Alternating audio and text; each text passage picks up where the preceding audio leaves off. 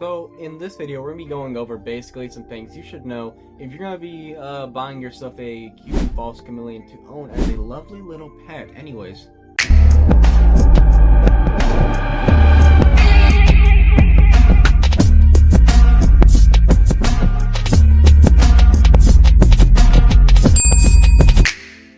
So I think one of the biggest things that we're going to need to go over is actually how fast does a Cuban False Chameleon grow? Now, from a fresh hatchling, they're not going to be sold as a fresh hatchling, but to the more commonplace, people are going to be getting them at the range from 2 to 4 months of age, typically around 2 to 3 months, because that's when they're about ready to be sold to the public by most breeders, like myself and probably a bit of others. But when you get that animal home, typically in about the next 3 months, they're going to be growing pretty gradually. You're not going to notice at first because you're seeing them day by day. But within a year, they can reach the about smaller side of the adult in animals.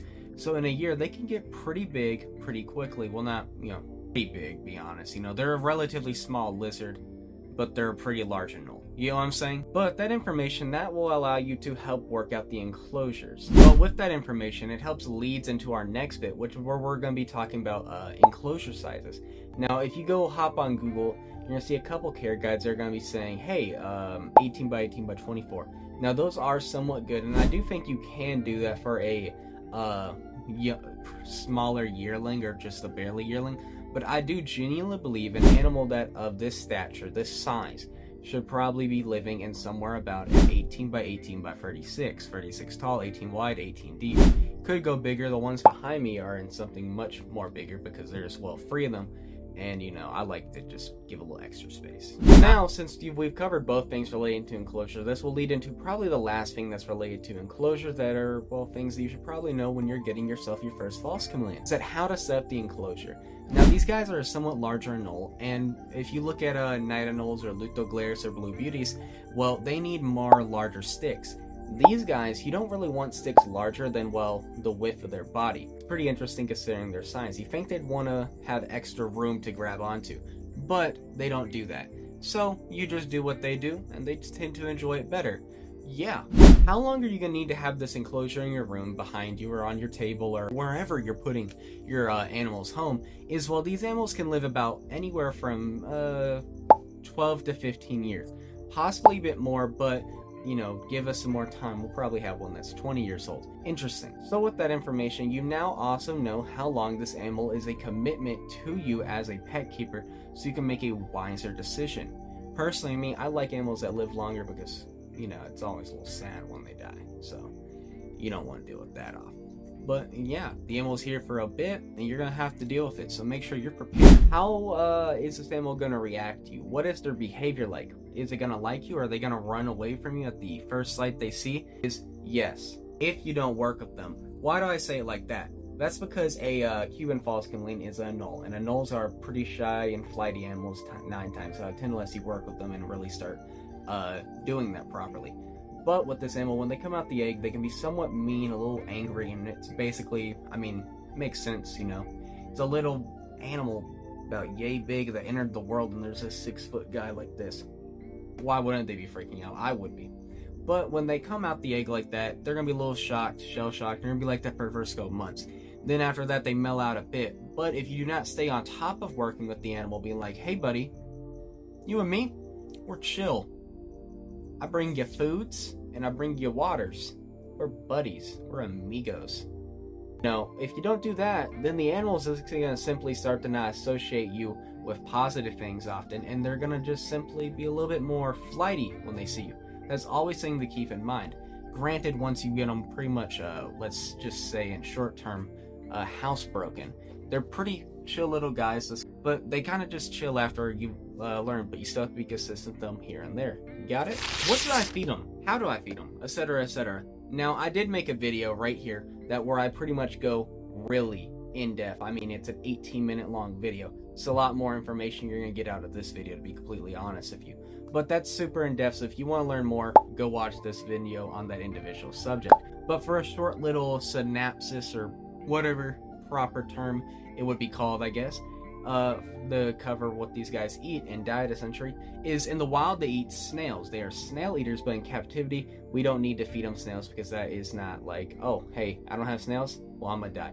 They don't do that, so we're very lucky in that regard. But you should feed snails when you can get some healthy specimens. I talk about more in that video I mentioned. But what you want to be basically feeding them a lot of is very much protein rich foods and some fruits occasionally. False chameleons are ridiculous when it comes to water.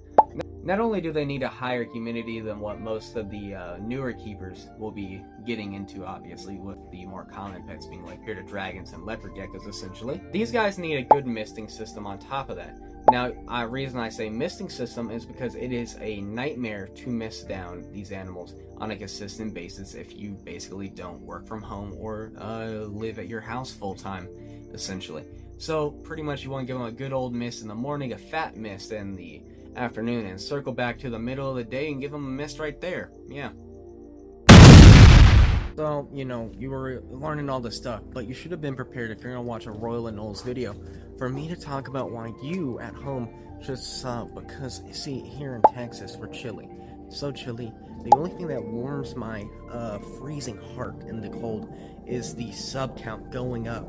So anyways, sub the channel and we can get back to educations about the false chameleons. But in this video, you know, first off, you've been begged to sub. You've learned a lot, and I mean a lot, about some very basic information involving this animal. Now, the reason it's all basic information is because I want to help encourage y'all to either go watch my other videos on this subject, because where I get more into the meat and potatoes, and to just make yourself at home be like, huh, that's interesting. And then y'all can look into that on your own time and start digging a little deeper to make your understanding of this topic about this animal way more deeper. I think I did a pretty good job with that, but let me know.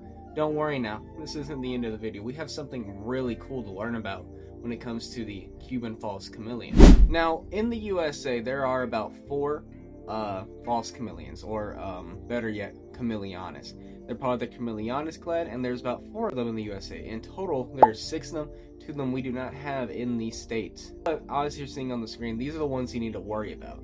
Now, one right down here, he may look a little similar to Goliath, because that is Goliath. He is Anolis, Barbatus, and most Cuban false chameleons you're going to see at expos, see at breeders anywhere in the US, are going to be this species, Anolis barbatus, to the point where it's 100%, like there's only one guy working with pretty much all of them. But as you see, these other 4 are in the US and are well available for sale. Personally, not by me yet. Very possibly late 2025 or early 2026, depending on the growth rate of a couple projects. But as you see right here, this is Anolis Porcus. Anolis Porcus is actually really cool, and it's personally my favorite of the little Cuban false chameleons. The reason is because of the most visually distinct, obvious is that big red dewlap, and they are about the second largest. And also, they're a undescribed species, guys. They're actually technically porcus, but they look different, and well, they're just not officially described yet, but they got in the hobby. Crazy. But if we go over here, this is porcus. Porcus is very unique as well because they are larger and typically a little bit more, let's just say, have an attitude than the Barbatus, and have a more of a lighter color palette if you ask me. Pretty interesting animals, they're pretty cool, and they will be pretty much the easiest to get outside of Barbatus, but they're still relatively hard to get if you're catching what I'm saying. Then the last one we're going to talk about is Anolis gramuhama. It's on the screen because still, I cannot pronounce this whatsoever, and my text-to-speech is not helping me whatsoever on this. But this is actually the largest of them, and may even be the largest known Anole species, which is crazy to think about. They're really interesting Anole because they tend to lay large eggs, and when the eggs hatch, obviously, it's a large baby, noted by my friend, but it's really interesting to note on that. Then on top of that, they typically have a yellow dewlap, and this is possibly the rarest out of all of them in the USA, to the point, just last year, there was 14 individuals, and only 1 of them was a female. Yeah, that's how cooked they were. And in fact, that female is that one I mentioned earlier with the little text on the screen. That is the, like, 18-year-old. Yeah, crazy, isn't it? So that's why I didn't put 20 on the Now you know. Yeah. But what do you think about all of them? Now, hopefully you can use this information you've learned in this video to maybe go ask questions like I mentioned earlier about the care subjects, and want to go learn about these other false chameleons, and maybe even purchase some. I know I already have, and am going to buy all of them.